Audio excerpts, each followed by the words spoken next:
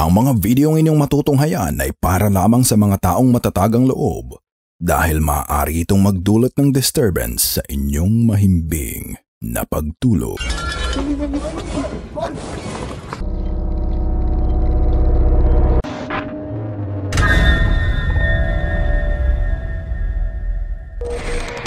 Top 5 Ghosts Caught on Tape. Haunted Accommodation. Ang unang video natin para sa episode na ito ay galing sa bagong Pinoy Ghost Hunter team na pinamumunuan ni Dref David sa kanyang YouTube channel na Dref David TV.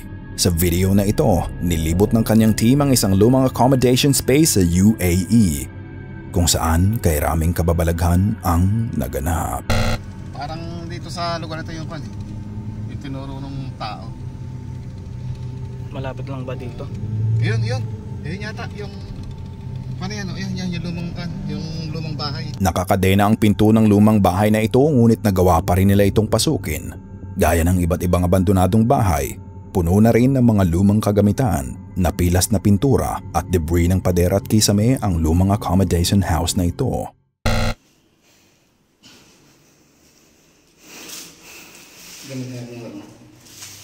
Yung SLS mo. Ito na.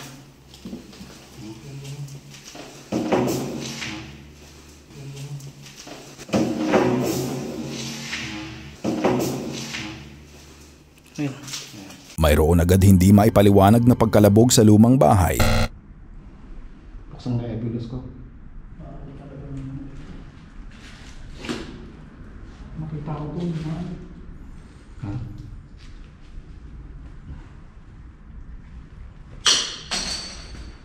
Sino yan? Sino yan? Parang may nagbato ng bote. No? What should I do? Tila may nagbato ng bote kung saan at narinig nila ito. Sumunod naman ang pagsasabi ng Ovilus ng What should I do? Ano kaya ang ipinahihiwatig ng entity sa kanilang paligid? We just want to know if you are here, still here living in this room. We just want to know if you are here. May ligaw na sigaw rin ng bata ang nakuhaan ng audio. Anybody here living in this room? We just want to know why you cannot leave this room. If you are honest, can you tell me the name? Sa isang silid ay tumumba ang isang upuan sa hindi malaman na dahilan. Ikinagulat nila ito. Ang parehas na upuan ay makikitang nasa maayos na posisyon bago nila iwan ang kwarto. Maaring ito ang pagpaparamdam ng dating nakatira sa lumang bahay na ito. Dahil rito, napagpasyahan na nilang dali-daling lumabas at itigil ang investigasyon. A ghost with a child and a ghost child. Sa channel na ito, napakarami nang na-feature na video kung saan may mga paranormal entities na nakikipag-interact sa mga chikiting, both in a good way and in a bad way. And these videos just keep on coming. Kaya naman ang susunod na videos na makikita ninyo ay may kinalaman sa multo, sa bata at sa isang multong bata. Ang unang video ay ni-repost sa TikTok ng paranormal TikToker na si Mr. List Paranormal. Sa videong ito, may dalawang chikiting na nagsasayaw lang. Hanggang ang isang bata ay cute na out of balance at natumba sa sahig. Sa una ay iisipin mong innocent fail lamang ito dahil gano'n naman ang mga bata, madalas mawalan ng balanse. Lalo na't masaya silang sumasayaw ng kalaro. Ngunit ang hindi ninyo alam ay may isa pang dahilan kung bakit natumba ang bata.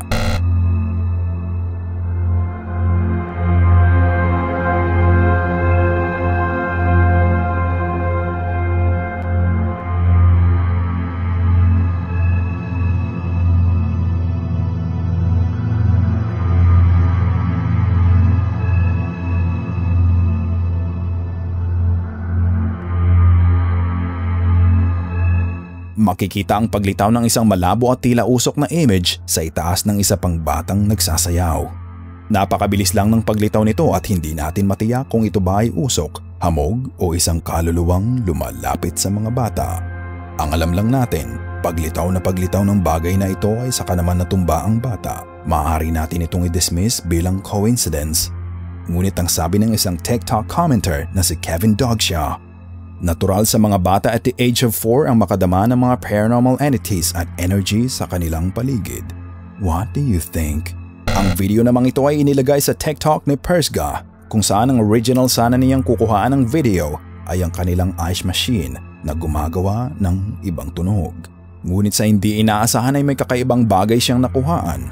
Tingnan ng maigi.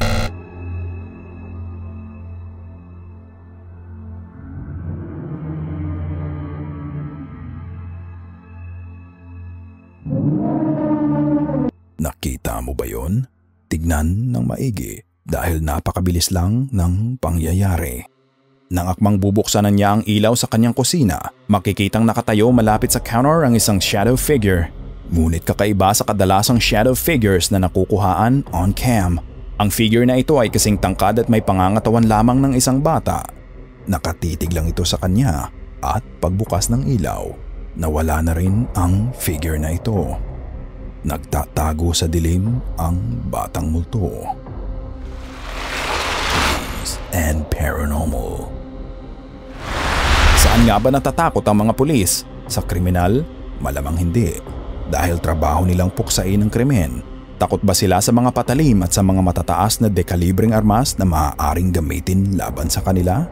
Sa tingin ko hindi.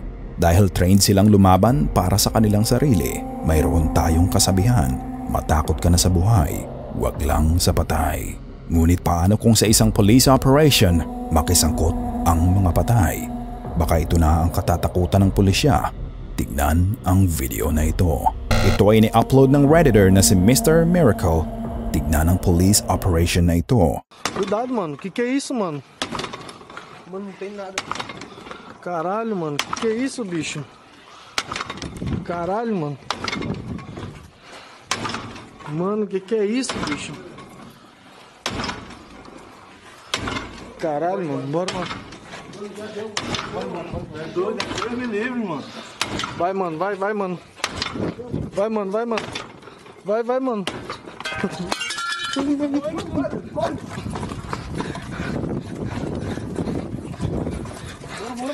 Corre. Caralho, mano, que é isso, bicho? Sa isa sanang abandonadong lugar na naging kuta ng mga kriminal, nang ialam ang puwersang paranormal. Sa hindi maipaliwanag na dahilan, isang pinto ang patuloy na nagbubukas-sara habang ang mga pulis ay natataranta at nagtataka. Maya-maya, mula sa kung saan ay may kung anong bumato sa kanila, naging dahilan upang sila ay tumakbo at mag-disperse.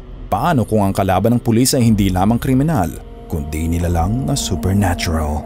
May ngipin pa kaya ang batas? The Timeout Doll. Bago natin ipakita kung ano ang Timeout Doll, tingnan muna natin ang iba't ibang shadow figures na nakalap namin para sa linggong ito. Ang una ay galing sa Reddit user na si Rayman8.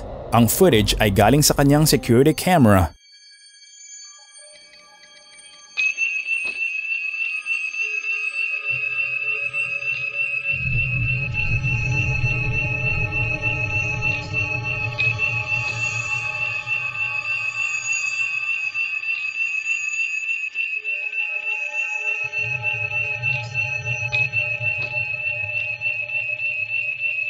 Makikita natin ang pagdaan ng isang mist-like figure sa may doorway sa kanang bahagi ng kwarto.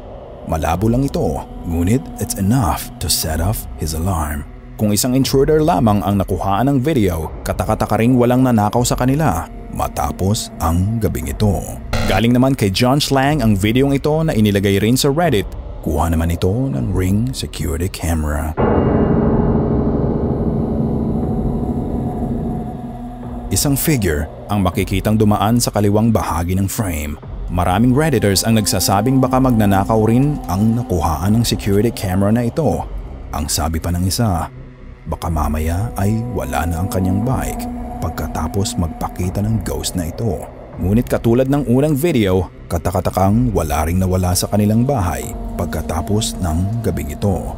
At ito na nga. Tingnan na natin kung ano ang Timeout Doll. Ang susunod na TikTok video na inyong mapapanood ay mula kay Soft Clayton. And in this video, things are about to get playful. Oh my god, it has another bell. Oh my god. Guys, guess who I am?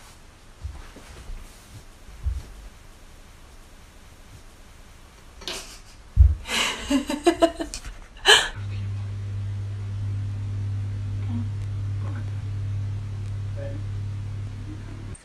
TV just literally turned itself off by itself, and then the lights started going insane. Let me show you. Okay, wait for it, because it was literally just happening a second ago.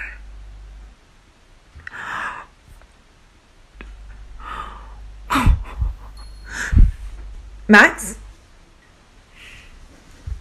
Better not be out of bed.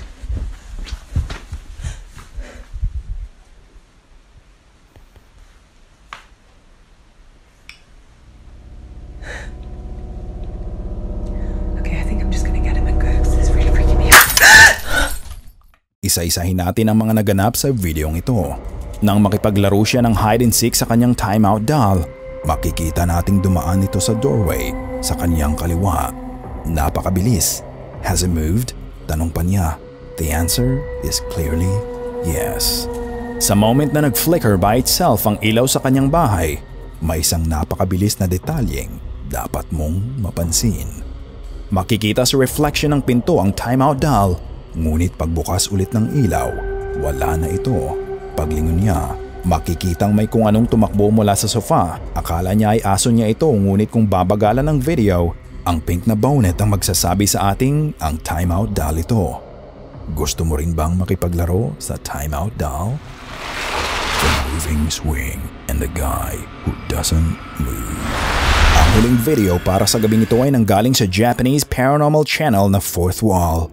Ang buong kwento ay sinalaysay mula sa perspective ng isang janitor ng isang parke at playground.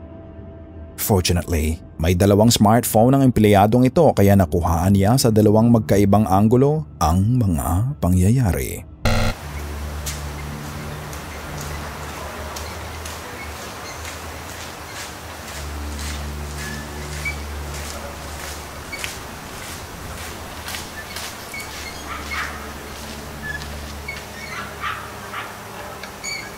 Ang unang anggulo ay mula sa itaas upang mapatunayan ng empleyado na walang kung sino man ang nagpapagalaw sa swing na ito. Heto naman ang kuha mula sa smartphone na dala-dala niya.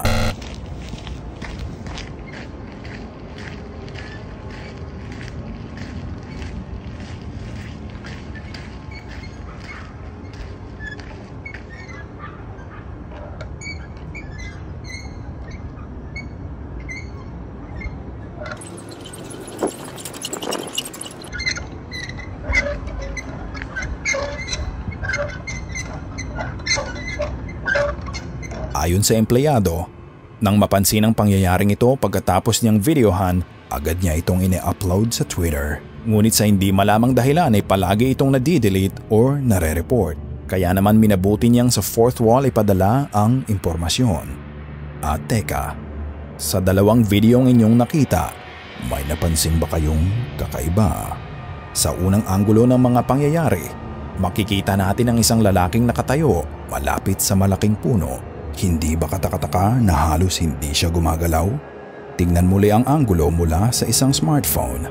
Tingnan maigi ang puno kung saan supposedly makikita ang lalaki. Ayon sa empleyado, paglapit sa swing, niwala rin siyang naramdaman na meron palang lalaki na malapit sa kanya. At malinaw naman sa ating hindi ito nakuhaan ng kanyang sariling kamera.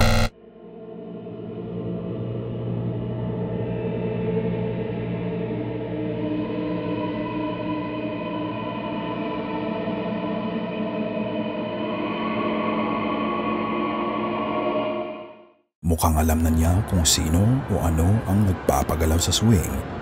Ngunit ang tanong, tao nga ba ito? Kayo na ang humusga. Sana ay kinilabutan ka sa mga video na aming itinampok ngayong gabi. Kung may nais kang ibahagi ay bukas ang aming email na goosebumpstopstories@gmail.com at Facebook page. At kung hindi ka pa nakasubscribe at nakalike sa channel at video na ito, gawin mo na. Kung nais mong walang nilalang na bumisita sa'yo mamayang gabi.